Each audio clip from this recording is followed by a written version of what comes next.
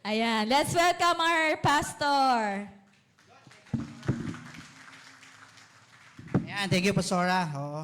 Medyo inubos ko yung pulbo eh. Medyo pasto pa yung sa akin. But the Lord is good. Ayan. Ayan. Mag-pray muna tayo, Father. Again, we are grateful and thankful for this morning of God sa yung presensya, Lord, again, to listen to your word. We ask you open our hearts, Lord, our minds to your word. Precious Holy Spirit, you are our great teacher. Hayaan mo, maunawaan namin at makuha namin ang salita mo. Panginoon, sumahan ito. Again, we give you back all the glory. In Christ's name we pray. Amen. Ayan, palapakan natin ng Panginoon. Glory to God. Ayan, so nagpapasalamat tayo, no? Sabi nga, yung mga sinabi ni Pastor, totoo yan, no? Pero very important for us, no? Sabi nga, makita natin, no? We are living in a different economy, mga kapatid.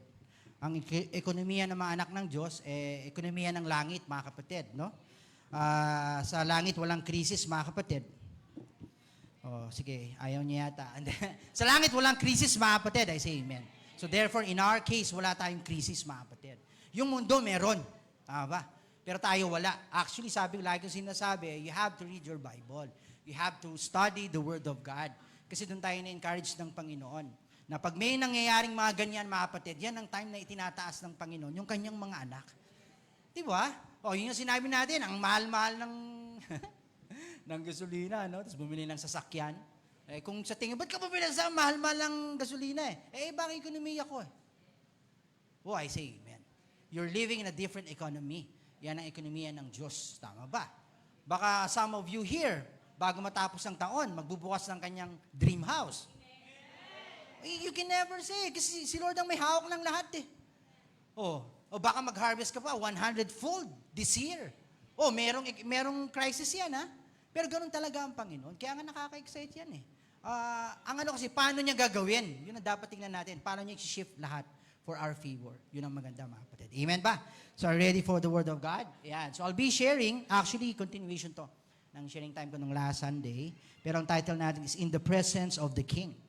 Sa presensya ng hari. No? Like kung sinasabi mga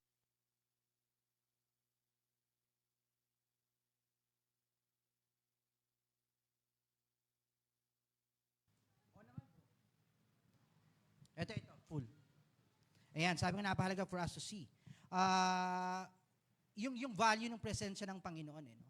Tandaan natin, every time we gather, sabi ng Panginoon, nandito siya. Do you believe it? Nandito ang Panginoon?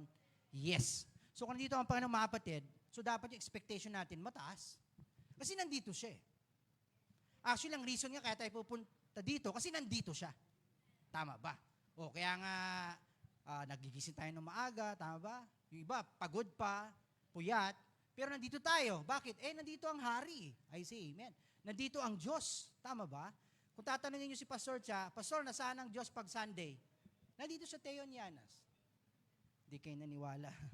Sinabi niya kasi 2 or 3 gather, nandun daw siya. So, nandito ang Diyos. Kung nandito ang Diyos, saan ka pupunta? Dapat kung nasaan siya, nandun ka. I say amen. Tama ba?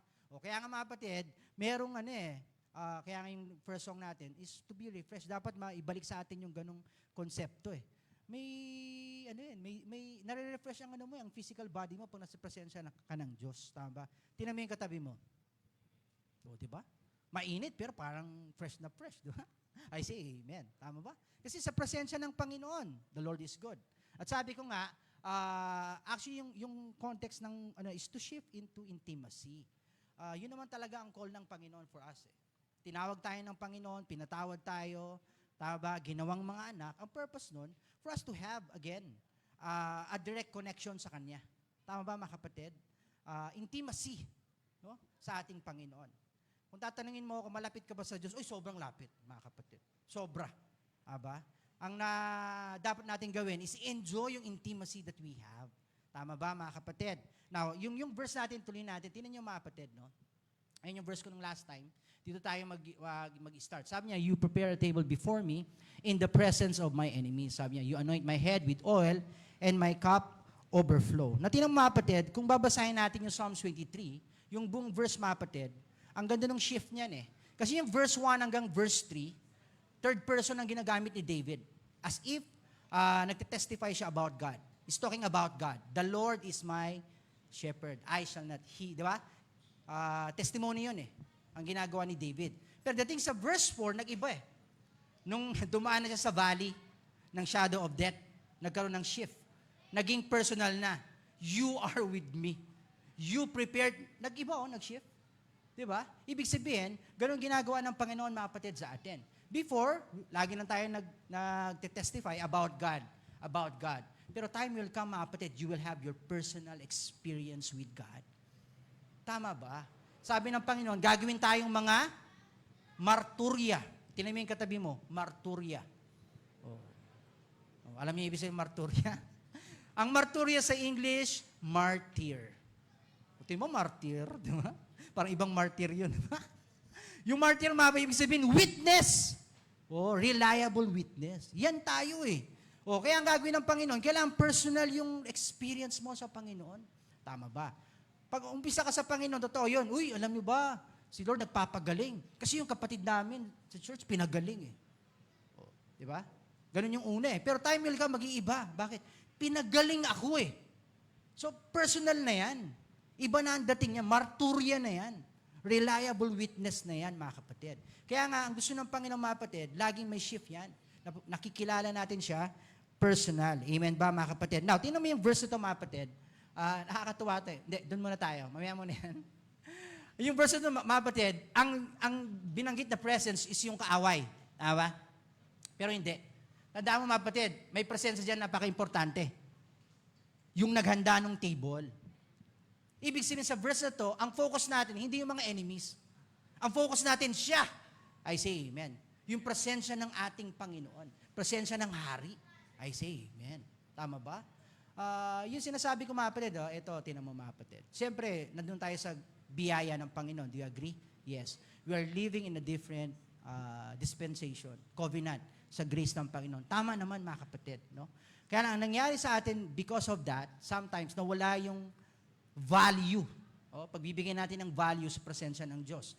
Kasi nga sa biyaya naman ng Panginoon. Tama ba? We can go anytime naman. Tama naman yun. Tama ba? Pero you have to see yung mindset ng mga Old Testament saints. Iba yung kanilang mindset pagdating sa presensya ng Panginoon. They see yung value ng presensya ng Panginoon. Si Moses, mga kapatid, di ba sabi ng Lord, sige, pasasamahan ko na lang kayo sa anghel. Hindi na ako sasama sa inyo. Ano sabi ni Moses? Hindi kami aalis. Kailangan kasama ka namin. Tama? So, binavalue ni Moses yung presensya ng Panginoon. Si David, di ba, yung sikat na niya, na sounds niya, nung nagkasala siya, after siya nagkasala, create in me a clean heart. Cast me not away. Di ba? Cast me not away from thy presence, O Lord. Dati kinakanta-kanta natin yan, ano? Ngayon, hindi natin kinakanta kasi nga we are living in a different dispensation. Totoo naman yun. Hindi na tayo, God will never cast you out in His presence today. Hindi na. Kasi may nagbayad ng karapatan mo sa presensya ng Diyos. Tama ba? Pero you have to see yung value ng presensya niya, hindi nagbabago. Tanong, mga kapatid, bakit pinag-pray ni David yon? Bakit sinabi ni David, wag mong alisin yung presensya mo sa akin, Panginoon? Alam mo bakit? Kasi yung presensya ng Diyos ang nag-cause, kaya siya naging hari. Alam niya yung pagpapala ng presensya ng Diyos. Nagbago yung kanyang buhay, kasi dahil sa presensya ng Diyos. Tama ba? Sabi doon, the Lord is with David. Laging ganun eh. Kasama ng Panginoon si David. Kaya lahat ng ginagawa niya, pinagpapala. O sige nga, mga kapatid. O sino gustong pagpalain? Taas ang kamay. O nandito ka na eh. Sa presensya ng Diyos eh. I say amen. Yun na yung pagpapala, mga kapatid, to be in the presence of our King.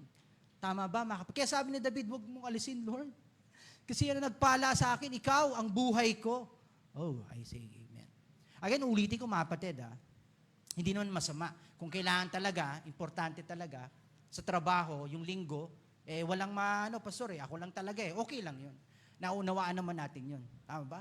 Pero kung meron ka namang option na hindi magtrabaho, hindi naman ka pinipilit magtrabaho, dapat ang unang option mo is to be in the presence of the Lord every Sunday. Oh, I say amen. Kasi sabi niya pag siya ang inuna mo, lahat, tama ba? Parang ganito, mga kapatid, siyempre, hindi kaya ganito baguhin natin yung panalangin natin. Lord, pagpalain mo yung 6 na araw ko. Yung isang araw sa'yo ko bibigay. Buong buo. Subukan mo mga kapatid. Tama ba? Para yung linggo mo, hindi mo ibigay mo sa Panginoon ng buong buo. Tama ba? Sela. To be in the presence of our King. Amen ba mga kapatid? Kaya importante is presensya ng ating Panginoon. Tingnan natin, aralin natin mga kapatid. Let's see. Sabi ko, yung table na to mga kapatid, hindi lang to basta feasting, but the table, nararamdaman ko yung mga tanong nyo, tingin nyo pa lang eh. Sa akin eh. Ganito mga kapatid, if you see your Bible, ang tawag dyan, gray area kasi yan. Gray, pag sinabing gray, pwedeng oo, pwedeng hindi. Depende. Pero ito lang konteksto ko mga kapatid. Bakit ka iinom? Bakit? Anong purpose mo? Kung celebration yan, you can drink konti. Kasi nga, binabasag mo yung pinakain mo. Okay lang yun. Baka naman lagi ka nagse-celebrate. Araw-araw na celebrate ka, no? Pero ganito ang context, mga kapatid. Pagdating sa inuman, ganito lang yan. Lahat ng sobra nakakasira sa katawan. So, sasabihin ko sa iyo, kung makakasira sa katawan mo, huwag mong gagawin. Tama ba? Sana nag-gets nyo, mga kapatid. Ganito yan, kung umiinom ka, hindi ka naman parurusahan ng Diyos, sa langit ka pa rin pupunta. Promise. Alam mo ba? Uminom ka ng Red Horse, sa langit ka pa rin ang pupunta eh. Kaya lang mapapadali ka. Pero sa langit ka pupunta. Pero mapapadali ka. Kasi masisira yung katawan mo eh. Tama ba? So hindi kasalanan ng Diyos, ba't ka napaaga? Hindi ka naman pinipigilan eh. Ha? Pinag-pray mo pa. Lord, nabasa ko to sa Revelation, yung pulang kabayo. Mukhang ngayon na, yung pulang kabayo. Ang point ko mga kapatid, be wise. Ako, pagdating sa mga gray area, ikaw yan, your personal conviction. Tama ba? Okay? Okay na ba yung malamig dyan? Yun lang kasi marami nagtatanong sa akin dyan eh. Pero when it comes to the King, iinom nga tayo sa langit eh. Di ba? Sabi, si Lord hanggang ngayon di pa umiinom. Sabi niya doon eh. Iinom lang ako pag nandun tayo sa kaharian lahat. Pero mo yan. So ang konteksto, hanggang di siya umiinom, huwag ka rin muna umiinom. Sige na nga. Tuloy natin ito mga. So communion mga kapatid. Yung ginagawa ng ganito may nangyayari sa paligid. May kinaharap ka ngayon. Tama ba? Lahat tayo, grabe, antindi. Pero you have to see yung greater blessing. The Lord is with you. Ba't ka matatakot mga kapatid? Ang may-ari ng langit at lupa, gumawa ng lahat ng bagay, kasama mo, naninirahan sa'yo. Sa tingin mo kaya pababayaan ka niya?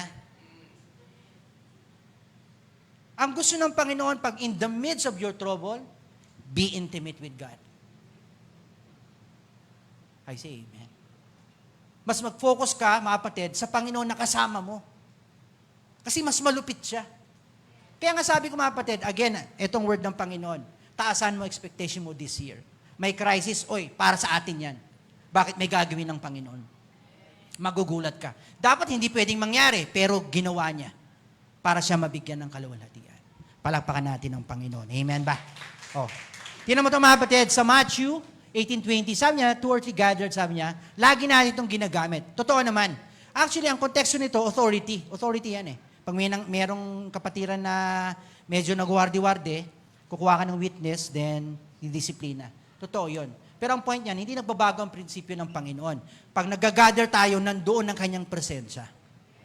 At ang buti ng Diyos, 2 lang at 3. I say amen. Ang tawag yan sa quorum. Pag may quorum, may authority na. Tama ba? Parang ganito mga kapatid, if you will ask me, paano mo tatawaging church yung isang grupo? Alam mo paano? Pag nandoon ang presensya ng Diyos. Kasi kung nag-gather kayo, kung wala naman presensya ng Diyos doon, asosasyon lang ang tawag yan. Tama ba? Bonding time. Pero pag nandoon ang presensya ng Diyos, church. Ibig sabihin, may authority yon.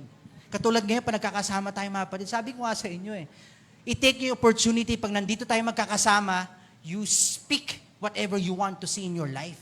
Kasi nandito yung hari. Nakikinig siya. No, I say, amen. Palakpakan natin ng Panginoon. So, ibig sabihin yan ang authority ng Panginoon. Every time we gather, sigurado, kasama ang Diyos. Tama ba?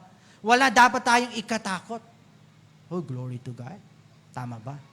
Ang maganda mga kapatid, pag nandun ang presensya ng Panginoon, lahat posible. Tama ba? Alam mo mga kapatid, if you'll study, again, research nyo sa kingdom principle, hindi lahat naman iniimbita ng hari to be in His presence. Hindi lahat. Yung mga pinili niya lang eh. Kaya nga privilege yun, pag tinawag ka ng hari na pumunta sa kanyang court, pribileheyo ng isang tao. Yung mga kapatid, pinili tayo eh. Ulitin ko nga, pinili ka mga kapatid to be in the presence of the Lord today. Amen. Kaya ang heart mo, uy, grabe. Tama ba?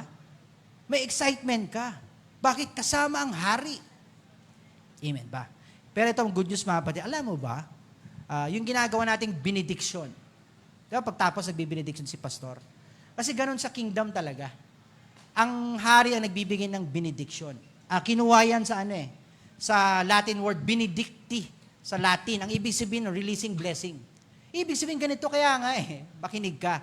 Pag nandito ka, lalabas ka dito na may dala-dala. Ulitin ko nga. Pumasok ka dito, walang dala. Pero pag labas mo ito, lalabas kang may dala. Bakit? May pagpapala ang hari. Palakpakan natin ng Panginoon. I say amen. Ang expectation mo, yes, you will give worship. Pero pati yung worship, tayo naman na may pakinabang nun Mami, let me teach you. Bakit tayo nagtataas ng kamay sa worship? Now, kung hindi ka pa, naiilang ka pa magtaas ng kamay, okay lang. We understand. Ganun talaga, nag-grow tayo. Tama? Pero I encourage you, itaas mo yung kamay mo. I-encourage mo sarili mo, itaas ang kamay mo. Nagreksona ka naman Tama ba? It won't let you down. I say amen. Diba? Alam mo ba nagtataas ng kamay? Actually, taas nga yung kamay natin. So, taas yung kamay nyo. May ibig sabihin kasi yan sa worship. Pag nagtaas kasi ng kamay, naka-open yung hands mo. Ang ibig sabihin yan, mga batid, lahat dito, sa'yo, wala kang pag-aari. Binibigay mo sa kanya yung glory, kaya you lift your hands. Kaya open arms ang tawag dyan. Ito maganda. Ngayon, pag binigay mo yan sa hari lahat, nakabukas yung kamay mo Ang isang ibig sabihin naman nun, you are ready naman to receive from Him. Kaya huwag kang mahiya. Kung gusto mo, ganito muna, okay lang din naman Pastor, nahihiya pa ako, ganito muna para wala nakakita. Pwede. Basta nakataas ang kamay mo. Nakikita man ng Panginoon yan Ngayon, kung yahiya ka pa, dito pa sa bulsa mo, pwede din. Pastor, nakataas na ako ng kamay okay lang din. Pero I say, darating ang point, mga kapatid, pag nakilala mo ang Panginoon, tataas ang kamay mo Kasi alam mo, lahat sa Kanya. Palakpakan natin ang Panginoon. Amen ba? Okay. Now, sabi nito, next slide, sabi niya, blessing daw can be found in the presence of God. Yes, yung sinasabi ko, to be in the presence of our King. Number one, ang blessing na makuha mo is divine favor. May pabor ang Diyos whenever you are in His presence. Tama ba? Success, sino gusto ng success? Sa presensya ng Diyos Tama ba? Kaya maniwala ka mga kapatid, if you will value the presence of God in your life, yung success, normal lang yan. Lahat ng hawakan mo, pagpapalain niya. I say amen. Tama ba? Parang si Joseph. Di ba? Alam natin story ni Joseph. Tingnan mo naman mga kapatid. Binente siyang slave. Wala siyang pag-aari noong time sa Genesis, di ba? Pero sabi ng Bible, he was what? A successful man. Binibentang slave pa lang yun. Pero sabi, successful na daw si Joseph Ang tanong, bakit? Pag tinuloy mo, sabi, because the Lord was with Joseph. Pagkasama pala ang Panginoon mga kapatid, successful ka na. Tingnan mo katabi mo, successful yan Actually, pag binaliktad mo you are full of success. Nandito pa nga lang sa loob. May time na kailangan lumabas yan, mga kapatid. Tama ba? Whatever na binigay sa iyo ng Panginoon. Pero ang susi, the Lord is with you. I say amen. Palapakan niya natin ang Panginoon. Amen ba? Ang maganda, mga kapatid, you can see in the life ni Joseph, kahit anong nangyari. Di ba? Alam natin yung story, mga kapatid. Ang dami nangyari, ups and down, di ba? May promotion, tapos ito na naman. Pero lagi siya sa ibabaw na pupunta. Nakay Putipar, naging kanang kamay ni Putipar. Nakulong, naging kanang kamay ni Warden. Laging kanang kamay siya, no? Hindi niyo papansin? Kasi ngayon ang kanyang destiny. Maging kanang kamay ni Pero. Tama ba, mga kapatid? So, ibig sabihin yung nangyayari sa buhay natin, Kala mo, eto na naman, pagsubok na naman. Hindi mo alam, hindi, another level na yun. Nilalapit ka dun sa destiny mo. Ulitin ko mga kapatid, ha. Basahin nyo yung life ni Joseph. Nung siya ay binenta bilang slave. Hinulog siya saan? Sa balon. Diba, hinulog siya ng mga kapatid niya. Ang dami daw balon nun eh. Pero hinulog siya, specific na balon. Alam mo bakit? Kasi doon daraan yung mga slave trader. Doon talaga hinulog ng Diyos. Bakit? Para doon siya ibenta.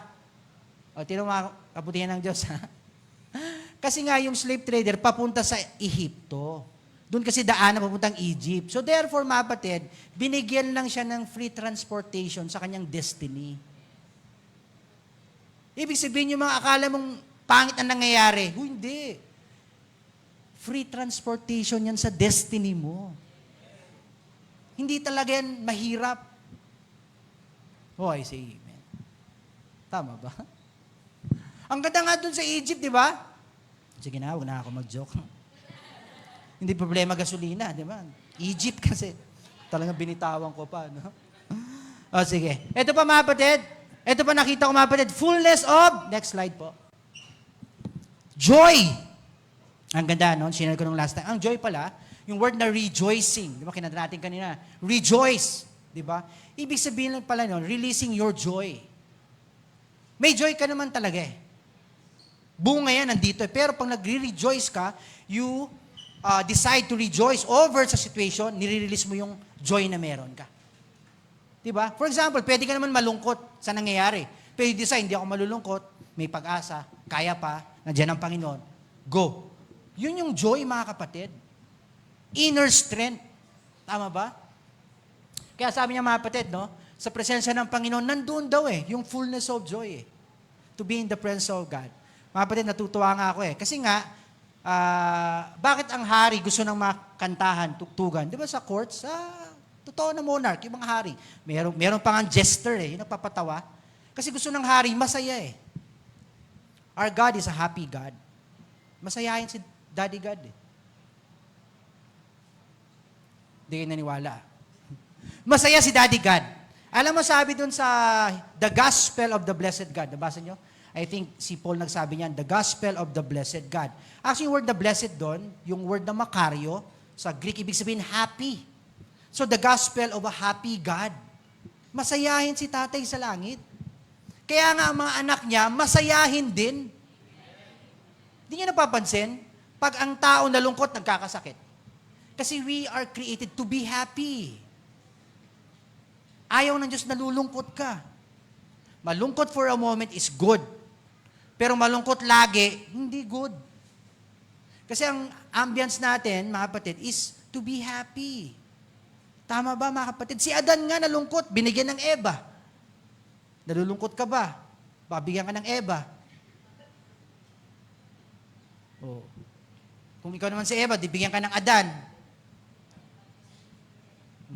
Doon pa ako tumili talaga. No? I say amen. Ang point ko, mga kapatid, gusto na pa ng masaya tayo. Kaya sa presensya niyo yung may joy, I say amen. So, mga kapatid, masaya ka ba? Oh, di ba? Oh, parang obvious na obvious naman, di ba? Masaya, mga kapatid, sa presensya ng Diyos. Sabi, paano mo i-release yung joy, mga kapatid? Sabi doon, by your singing. Tama ba? Kumanta ka. Ha? I see. Kahit anong kanta, gusto mo para maging masaya. Di ba pag masaya, kumakanta ka? Ano mga kinakanta pag masaya ka? Kantahin mo para maging masaya ka. Ganun lang yan, mga kapatid Ang masakit nga, malungkot ka na, tapos kinakanta mo pa, malungkot. Saan ka pupunta? Di ba, lungkot-lungkot mo na, ang background mo pa, one last cry. One last cry. Pang di ka na umiyak niyan di ba? Pero you have to decide what you will feed dun sa mind mo. I say amen. Oo, may kinaharap ako. Pero I decide to sing joyful song to the Lord. Tama ba? Ito mga kapatid Ito, tuturo ko sa inyo. Pagdating sa awitin mga kapatid, you will agree with me or not, it's okay. Pero maliwanag sa Word of God. Lahat sa Kanya. So therefore, walang worldly song tsaka Christian song. Tama ba? Minsan masyado tayong religious eh. Ayaw natin mga worldly song. Akala natin, hindi nalulugod ang Panginoon. Sino may sabi? Depende kung paano mo kinakanta. At paano mo naunawaan yung kanta. Tama ba? Malungkot ka sa bahay? Magpatugtog ka ng BST. Sasaya yung bahay mo. Walang iba pang sasarap. Di ba? Sa pagtitingin. Kantayin mo sila, sa pagtitinginan natin. One-on-one naman ka ni Lord. I say amen. Tama. Lahat sa Panginoon, mga kapatid. Alam mo, ito testimony ko lang. Before, doon sa dating church namin, kami nag-break nung cycle ng religious Family Day, first time namin tinry, mag-video okay Thailand. Video okay. Tinry na muna namin, Pastora. Kasi mga religious yung una nag-enjoy naman sila. Di ba? Bakit pagpapala ng Diyos yan depende na kung anong kakantahin mo. Kumanta ka ng, and now, the end. Talaga malulungkot tayo niyan. The end is near na pala. Depende sa kinakanta mo. Baka may gumanon pa. Totoo yan. Mindset kasi yan, mga kapatid. Actually, pag nag-encourage ng Panginoon yung mga sumasakay sa SUV, kahit tugtog, pwede ka-encourage ng Panginoon Kasi lahat nga sa Kanya Kaharian yun, lahat nandito ang presensya ng Panginoon. Pag anak ka ng Panginoon pwede kang encourage. Yung candy, pwede kang encourage. Alam mo ba? Naranasan yung candy. Kung may nakasalagay doon, di ba? Yung press, may nakalagay doon. Smile, mga ganyan. Meron, pwede kang encourage Better luck next time. So we have fullness of joy. Kaya mga kapatid, every time we go sa church, ganun yung ating, I say amen. Pwede yun. Pumasok ka dito, medyo discouraged ka. It's okay. Pero I say, lalabas ka dito na hindi discouraged. Kasi nandito ang presensya ng Diyos. Tatanggap ka sa Panginoon. Palapakan natin ang Panginoon. Amen ba? Ito ang gusto ko mga kapatid. Ito transformation kasi. Kaya nga, hindi lang Sunday. Everyday kasama natin ang Panginoon. Tama ba? Yung consciousness. Yun ang magandang na-break tayo Dati tinuturo sa atin, kasi nga Old Testament, yung on and off, no? Yung Espiritu ng Diyos. Pag okay ka, andito, pag nagkamali ka, aalis. Old Testament kasi yung mga kapatid. Wala na tayo doon, Pag tinuturo pa sa inyo yon, you have to see the Bible in a different concept. Nasa New Testament ka May nagbayad Tama ba? Noon kasi, umaalis kasi wala pa nagbayad. Dugo pa lang ng hayop Kaya even si David, sabi niya, wag mong alisin yung presensya. Kasi umaalis talaga. Siyempre, banal yun Pero itong good news sa atin, mga kapatid, itong maganda Sa panahon natin, hindi na siya aalis. Forever na nga daw Forever Kaya kahit nagkakamali tayo, nandyan pa rin siya. Sinasamahan pa rin tayo. Tama ba? Minamahal pa rin tayo, iniingatan pa rin tayo. Hindi na puputol ang fellowship. Yung consciousness ang nawawala. Kasi nga, nakafocus ka kung saan. Wala na yung consciousness na lagi mong kasama ang Diyos. Lagi mo naman siyang kasama. Pwede mangyari yun, di ba? Pwede mangyari yun. Magkasama kayo, pero hindi kayo nagpapansinan. Pwede yun Hindi kayo nag-uusap. Pwede yun Pwede mangyari yun Wala akong kausap. Uy, pwedeng mangyari yun Pwede mangyari, di ba? Magkasama kayo, hindi kayo nag-uusap. Pwede. Ang Diyos, mga kapatid, naghihintay lang lagi. Kausapin mo siya. Kahit anong ginagawa mo, kahit ano. Yun ang maganda, mga kapatid, kahit ano. Naglalaba, nagluluto, nagninegosyo, nakasakay sa tricycle, kausapin mo siya. Kasama mo ang Diyos. Palakpakan natin ang Panginoon. Na ito maganda, we become in the likeness of Him. Ang tawag natin dyan, mga kapatid, is the power of association. Pag lagi mong kasama, totoo yan, mga kapatid, alam nyo, lagi mong kasama, nagiging kamukha mo. Yung likeness, tinan mo yung mag-asawa, tinan mo yung mga mag-asawa dito, matagal lang kasama. Magkahawig na kayo. Dati hindi naman kayo magkahawig Pero dahil lagi kayo magkasama, magkahawig na kayo Si June, si Pastora Jeng, magkahawig na. Bakit? Meron na silang mga, nai-influensya ng bawat isa Tama ba? Parang lugi daw yung isa eh. Lugi ako, pastor. Joke lang. Totoo yun. Kasi nga, kaya gusto ng Panginoon, maging conscious ka, lagi mo kasama ang Diyos. Kasi nababago tayo. Ang tawag dyan, mga kapatid, influence. Sabi niya rito, yung power doon ng association, mga kapatid, influence yan. Ibig sabihin, yung mindset mo, mga kapatid, napapalitan kung sinong lagi mong kasama. Kaya, mga kapatid, be wise. Sinong lagi mong kasama, yun ang magdidictate, mag-shape ng mindset mo. Kaya maganda, lagi mong kasama, ang Panginoon, mababago yung mindset. Tama ba? O di ba, sinasabi niyan sa si ER, no? Pa nagpe-present yan sa First Vita Plus, lagi niya sinasabi yan eh. Yung lagi mong kasama, maging, di ba? Ngayon, kung mahihain ka, sigurado may makasama kang mahihain din. Kasi ganun ka eh. O hindi ka mahihain, pumunta ka mahihain, maging mahihain, di ba? No, Pastor to.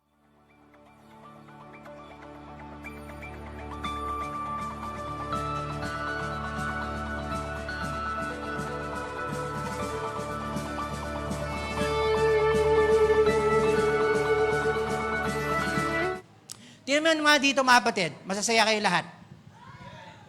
Di ba? Bakit masasayahin tayo dito eh? Bawal dito KJ. Tama ba? Okay, sige. Kaya ang encouragement ng Panginoon, mga kapatid, be in His presence lagi. Yung consciousness. Kasi doon ka nababago. You don't have to strive. Just be in the fellowship with the Lord. You talk to Him. Tama ba? In your mind, pwede, mga kapatid. Pwede mong kausapin ng Panginoon sa mind mo eh. That's your spirit speaking to God. Hindi naman kailangan bumuka ang bibig mo eh. Tama ba, mga kapatid? Okay, palapakan natin ang Panginoon. Okay. Next tayo, ito pa isang usog. Guidance and truth. Pag nandiyan ang hari, mga kapatid, nagbibigay siya ng wisdom. Kaya kapag umupo ka dito, mga kapatid, yun yung sinasabi ko, mga kapatid. You focus, kasi nagsasalita ang Panginoon. Yes, ginagamit kami ni Pastora Jeng. Ang tawag sa amin, vessel. Pero hindi naman talaga kami yung nagsasalita. Ginagamit lang yung boses namin. Pero ang Diyos nagsasalita. Mga kapatid, testimony lang ha. Alam mo ba, pag ako nakikinig, kahit ako nag-preach, pakikinggan ko sa replay eh. Bakit? May sinabi ang Panginoon. Kailangan ma-feed din ako nun. Conscious ako, pag nagpipreach ako, hindi ako nagsasalita, siya. Kaya pinapanood ko uli. I say amen. Kasi gusto ko sabi nga nito, mga kapatid, alam mo ba, huwag ka daw kakain sa restaurant na hindi doon kumakain yung chef. Kunyari, chef siya dyan, pero kumakain siya sa iba, ay huwag ka nakakain doon. Hindi niya kinakain yung pagkain niya eh. Tama ba? Si Pastor Prince, ganun din eh. Si Pastor Prince, yung kanyang MP3, puro preaching niya eh. Pinapakinggan niya. Yung iba sabihin nila, uy, you love yourself ha? Hindi. Kasi conscious kami na ang Diyos nagsasalita through us. Kaya gusto rin namin makuha yung sinabi ng Panginoon. I say, amen. Tama ba, mga kapatid? Oh. Minsan pa nga, 3 beses eh. Pinapanood ko eh. Sabi nga ni Chris, you love yourself ha? Kasi pinapanood ko yung preaching ko kasi I want to take the word ng Panginoon. Nakakagulat yan, umi-amen pa ako, natatawa pa ako sa joke ko eh. Nakakatawa naman itong preacher na to. Kasi it's the Lord working in you. Amen. Okay, sabi niya, He provides, mga kapatid, you need guidance ba, mga kapatid? Uy, the Lord is speaking. He can speak through me, o kaya directly to you. In your spirit, habang nakikinig ka. O sige, mga kapatid, eto. Sino dito nakaranas habang nagpipreach ako, nagkakaroon ka ng imagination? It's the Lord speaking to you. Vision niya, binibigyan ka ng... Kasi nagmi-minister siya eh. Kaya hindi aksayado yung oras, mga kapatid. Tama ba? O, one thing, mga kapatid, alam mo ba, sa presensya ng Diyos, ng Hari, walang nagmamadali. Hindi ka pwedeng tumayo hanggang sinasabi ng Hari, tatayo ka. Respect yun eh. Kita mo, ang dami nakatayo. Ang point ka, mga kapatid, uy, pag nandito ka sa presensya ng Diyos, hayaan mo yung oras. Nagmamadali ka? Siya nagbigay ng oras sa iyo Ulitin ko nga, nagmamadali ka? Siya nagbigay ng oras sa iyo Ba't ka nagmamadali? 6 na araw, binigyan ka nga niya eh. Tapos ngayon, nagmamadali ka. O ito, sabihin ko sa iyo mga kapatid, kayang ibalik ng Diyos yung oras na binigay mo dito. Kita mo yung worship ko kanina, 6. Di ba? Bakit? Ayaw ko magmadali. Namimiss ko kasi yung ganong flow eh. Namimiss nyo ba? Ako mga kapatid ay yung flow ngayon ng worship, it's okay. Kaya sometimes we are so, dun sa time. Di ba? You have, mga worship leader dito. Encourage ko kayo, si June eh. Be free when you're here. Hindi ako magtatampo, kahit ubusin mo oras. Pag yun ang pinapagawa ng Diyos. Kung may flow ang Diyos, mag-flow ka lang. Kasi karamihan gusto namin yun eh, kung ang Diyos Nagets mo mga kapatid? Parang ganito, worship time. Gusto mag-flow ng Diyos. Pero dahil time na, pinutol mo. Sayang naman. Tama ba? Kung ako ang Panginoon, oras ng Diyos yun eh. Tama ba? Palakpakan natin ng Panginoon. Okay, look at it. Jeremiah 33. Jeremiah, para sa ito. Sabi niya, call to me and I will answer you and I will tell you what great and hidden things that you have not known. Itong word natin ng Panginoon, mga kapatid, intimate yan. One-on-one yan eh. Sabi niya, pag nakipag-usap ka sa akin, anak, marami akong sasabihin sa'yo na hindi mo pa alam. Actually, dyan mga kapatid, sa original, mysteries nga eh. Ibig sabihin, hindi mo alam, hindi rin alam nung iba. Ulitin ko nga. Pag natuto ka mga kapatid, to stay in His presence mga kapatid, magkulong ka, one-on-one lang kayo ni Lord. Habang tulog lahat, magsasalita sa'yo nang hindi mo pa alam. I say amen. Actually, tinan mo, kahit yung verse hindi nyo nakapansin, 3-3-3. Tayaan nyo yan. Pompiang tres na. Tinan mo mga kapatid, 3 plus 3 plus 3, 9. It's the number of the Holy Spirit. Hindi yan aksidente, ba't dyan nilagay ng Diyos yung call? Kasi the Holy Spirit is the one will reveal to you secrets of God, mysteries of God. Dito mga kapatid, hindi tayo religyoso dito. Ang gusto ng Panginoon, mga kapatid, lahat tayo magkaroon ng revelation kung sino tayo sa Diyos. I say amen. Kaya, makinig ka sa akin, kaya nga ganito pag nag-aalala ka, makinig kayo sa akin mga kapatid, word ng Panginoon, pag nag-aalala ka sa mga bagay-bagay dito sa lupa, kausapin mo siya. Merong hindi ka alam at na hindi naunawaan. Ulitin ko. Pag nag-aalala ka, may fear, lahat. Hindi sa kanya kasi yung fear. God has not given us the spirit of fear. Spirit mindset yun eh. Wala sa atin yan eh. Ngayon, pag may fear na pumapasok, hindi sa Diyos yan. Kausapin mo siya. The Holy Spirit will reveal to you. Bakit ka natatakot? At ang dapat mong panghawakan para hindi ka matakot. Ay, ito mga kapatid, ako simple lang eh. Kaya hindi ako natatakot, simple lang. Alam ng Diyos lahat. Simula nung pinanganak ako hanggang huling hina ko, alam ng Diyos lahat. Ngayon, kung alam ng Diyos lahat, kakausapin ko siya. Lord, ito nangyayari. Ano bang dapat? Sasabihin niya sa'yo, ito talaga mangyayari, anak. Alam niya eh. I say amen. Sige mga kapatid, may pinagdaanan ka ngayon. Alam mo ba temporary yan? Hindi naman panghabang buhay. Hindi, pastor, hindi mo naiintindihan. 1 taon na akong gipit eh.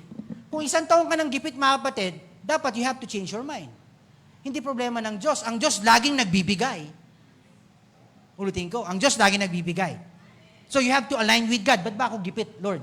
Baka kailangan meron kang i-unlock sa sarili mo para hindi ka maging gipit. Una sa lahat, unang dapat i-unlock mo na malaman mo na hindi ka gipit. Tama ba? Alam mo yung dito, yung sitio gipit. Yung church nila, nila Kagawad Rosh. May sitio gipit dyan eh. Pinalitan nila. Kasi nagka-church, naging sitio pagpapala. Kasi may church na eh. So hindi na gipit. Mindset eh. Pag pumunta ka sa church, welcome sa sitio pagpapala. Pero yung mga tao doon, alam nila, gipit yon. Pero sila mga anak ng Diyos, sitio pagpapala. Ang point ko yung sinasabi kong mindset eh. Ganito mga kapatid, mayaman ka naman eh. Wala ka lang pera ngayon. Sana nagets nyo ako, mga kapatid. Ulitin ko nga. Mayaman ka naman. Wala ka lang pera ngayon. Anong point ko, mga kapatid? Ang totoong yaman, hindi yung papel na nandyan sa wallet nyo. Ang totoong yaman, ang Diyos na sumasayo. You have to see your life in Him. I say amen. Again, mga kapatid. Naalala ko, pag dadaan ka ng gasolina, tinitin mo lagi, uy, ang toss, no? Lagi uy, ang toss, no? Diba? Pero ang mindset na, ako personally, ang mindset ko sa lahat, kahit noon pa, basta may pambili, salamat sa Diyos. Ang pinapasalamatan ko, yung may pambili. Ibig sabihin, hindi nagbabago ang probisyon ng Diyos. Ano ngayon kung tumaas ang bigas, ang presyo, basta may pambili? Ano kayo, tumaas lahat ng bilihin, okay lang, basta may pambili. Ang masakit, mga kapatid, wala ka nang pambili. Tapos stress ka pa. Saan ka pupunta? Ito pang malupit, may pambili ka naman. Tapos stress ka pa din. Pareho lang kayo nung walang pambili. Wala naman kayo pinagkaiba. Pareho lang kayo na stress eh. Pero hindi mo baguhin. Magpasalamat kung anong meron. Alam mo mga kapatid, mapagpapala ka sa anong meron ka. Palakpakan natin ang Panginoon. Amen. O sige, tuloy natin. Sabi niya, okay, restoration and peace, wholeness, healing, sa lahat ng believers. Kaya kanina mga kapatid, hey, hindi mo kailangan patungan ng kamay para tumanggap sa Diyos. Dapat i-break natin yun, mga kapatid. Ikaw directly, you can receive from God. Tama ba? Sa worship time pa lang, you can receive from the Lord.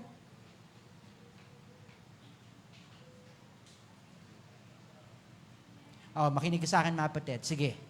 Oh, maaring nakareceive ka ng word sa isang doktor. Sinasabi yung condition ng meron ka, magpasalamat ka. Kasi alam mo na yung condition mo eh. Tama ba? Pero mga kapatid, ang totoong meron ka, mga kapatid, yung sinabi ng Diyos na magaling ka na. Kasi alam mo na ngayon yung pananalangin mo eh. Ito mga kapatid, ito nga revelation sa akin ng Panginoon. Makinig kayo sa akin. May buhay ka ni Kristo eh. May Diyos ka. May Diyos tayo, tama ba? Sino naniwala may Diyos sa buhay niya? Mga kapatid, kung may Diyos ka dyan, mga kapatid, ay walang pwedeng sakit na manatili dyan. Aalis yan. Kasi may naninirahan diyang makapangyarihan at banal. Doon ka mag-focus sa life na you have. I say amen. Yun ang tinuro sa akin ng Panginoon eh. Kasi nga, biyaya yun, pero mentalidad yun na alam mo, nakasama mo ang Diyos. Di ba sabi ni Pablo, ang buhay na may buhay ako ngayon ay buhay ni Kristo. I say amen. O sige mga kapatid. Kaya nga sinasabi ko, maniwala ka mga kapatid. Pag yung mindset mo na-align kung sino ka, kahit anong nararamdaman ng katawan na to, magbabago. Aayon sa totoong ikaw. Malakas, malusog. I say amen. Pinapabata. Tingnan mo, pag pinapabata talaga, may reaksyon eh. Totoo yun. Nung last time minabasa ako, totoo ito, mga kapatid, sabi ng isang preacher, ang flow doon ng season ngayon, ang ganda eh. Season of reversal. Reversal. Lahat, binabalik ng Diyos. Ang maganda, isang binabalik niya, is yung ating kabataan. Oh, I see. Ibig sabihin, mga kapatid, ito yung season, magugulat talaga sila eh. Bakit? Hindi ka tumatanda. Mabagal ang pagtanda mo. Baka pagdating ng panahon, 70 na kami. Pero ang itsura namin, ganito pa din. Amen! Walang nag-amen na amen. Amen, Lord, amen. Bakit hindi? I say amen. 90, pastora. Ganito pa rin itsura natin. 90 na tayo. Wala pa rin naniwala. Yan. Sabi sa inyo, you have to break your mind. Sabi ng Diyos yung kanyang ekonomiya, alam mo ba, sa langit, walang matanda. Read your Bible, walang matanda sa langit. Kahit si Papa God, religion lang nagbigay niya, nagpicture, si Daddy God daw, matanda, balbasarado, puti, Daddy God. Sino sabi niya? Religion yan, read your Bible. Kung mamimit mo man si Daddy God, batang-bata yun. Bakit? Walang matanda sa langit. ang pagtanda kasama sa sumpa ng kasalanan. Binayaran na ni Kristo. I say amen. Glory to God. So sige, I declare mga kapatid, lahat tayo nandito mga kapatid, reversal.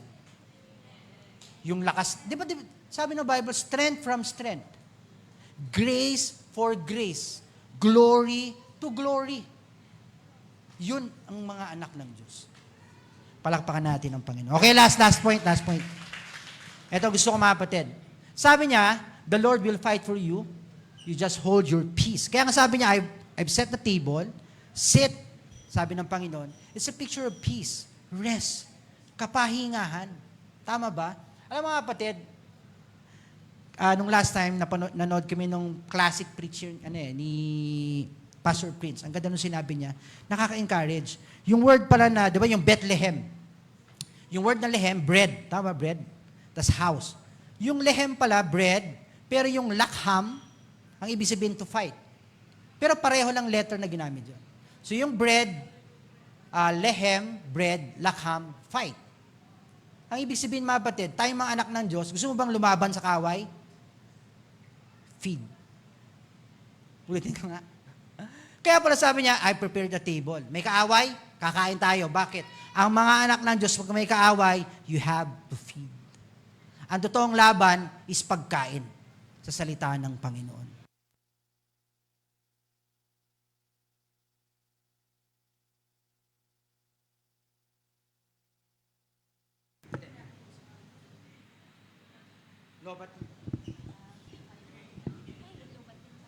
Lobat din? O feed na?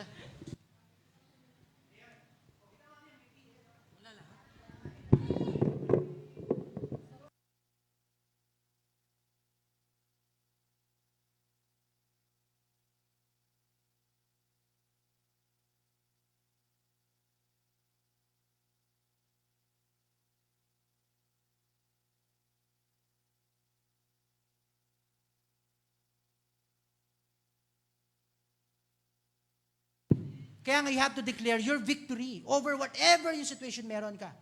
Financial, I am rich. Healing, I am strong. Tama ba? Ang maganda mga kapatid, you have to see, no? Ang declaration laging now. Sinabi ng kanta, and now let the... Sinabi bang, and tomorrow, hindi, now. You have to see yourself strong. You have to see yourself rich. I say amen. Feed on the word of His grace. Nandun ang Panginoon. Amen? Sabi niya, He will fight for us, whatever mga kapatid. Kaya mga kapatid, panalo na tayo. Sa nangyayaring ito, panalo ka na mga kapatid. Hindi ko alam ang kinaharap nyo, but I say, panalo ka na. Stand on the grace of God, mga kapatid. Feast. Ha? I say amen. Sa bread of life na meron tayo. Tama ba mga kapatid? Kaya ang mahalaga makita natin kung sino si Kristo, no? Sa atin at kung sino tayo sa Kanya. Amen ba mga kapatid? So tayo po tumayo, palakpakan natin ang Panginoon.